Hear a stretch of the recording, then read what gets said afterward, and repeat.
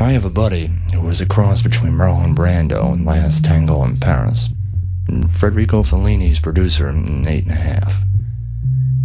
He lives on Das Ghostboot, moored by an old oyster factory. Wharf rats break into his boat all the time. They think he has a snowstorm in July hidden down in the hold. Finding no blow, they settle for an extension cord. When I come to town, my buddy gives me the keys to Das Ghostboot with the frozen engine and says, "I don't care what it is you do down here. Just try to keep it off the sheets. Sure, you can be alone with your joy down there." Das Ghostboot leaks. It has sank 3 times. We always manage to resurrect her. My buddy has fallen down on the deck and nearly cracked his skull open on the deck. In fact, the deck is still covered with dried blood. Once during a storm, the gale force winds blew the hatch cover off the bed. One minute you have a roof over your head, and the next minute the storm is in the bunk with you. And listen, one storm in the rack at a time is enough.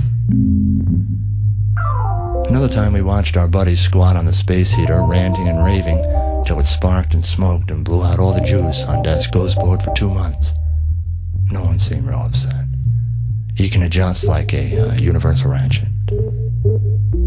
Last time he and I sat up smoking while the dawn altered the rocking of Das Ghostboot from "you don't say" to a gentle sway in his hammock. He told me a story about an adventure he had with his new Coleman lantern. Now as he talks, the strings on the hammock are snapping one by one. It burns white gas, you know, pal? You don't screw with white gas. There's a wind-up plastic clock in the shelf down in the cabin. It looks like a homemade, do-it-yourself Salvador Dali watch. Half of the clock is burned black and melted. Looks great. Works fine. So I'm filling up the Coleman lantern with the white gas, he says. I'm drunk, lonely, and horny. I keep filling up the lantern with the white gas while pumping the handle. The damn thing never seems to fill up.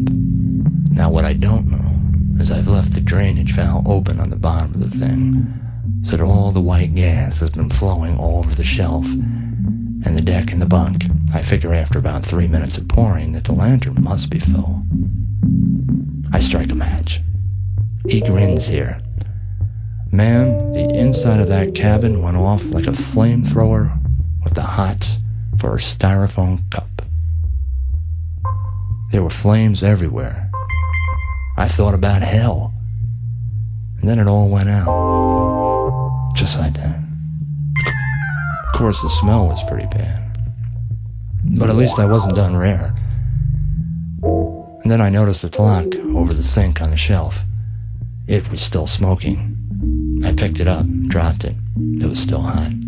Picked it back up. It was cooler. I shook it. It still ticked. You know what, pal, he says?